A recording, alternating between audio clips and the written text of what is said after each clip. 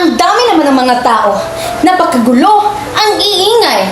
Oh, kayong mga ampas lupang Indio, hindi ba kayo magbibigay galang sa akin? O ako ba hindi nyo nakikilala? Pues, ako si Doña Victorina de los Reyes de Espadanya.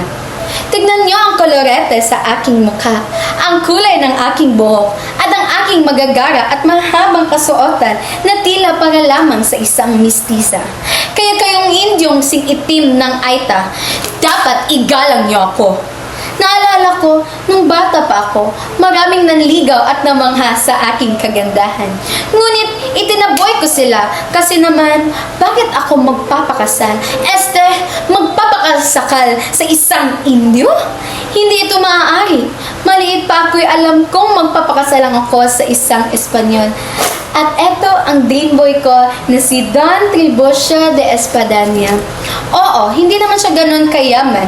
Mas bata pa siya sa akin at hindi nag-aral. Ngunit, isa pa rin siyang Espanyol, no?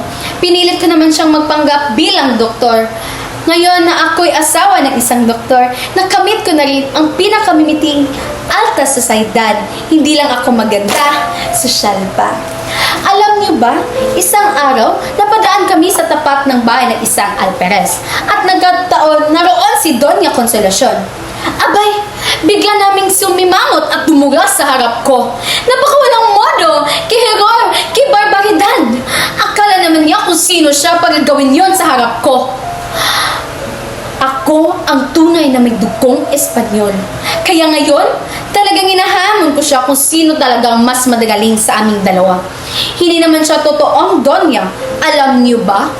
Siya ay isang lamang labanderang mahirap.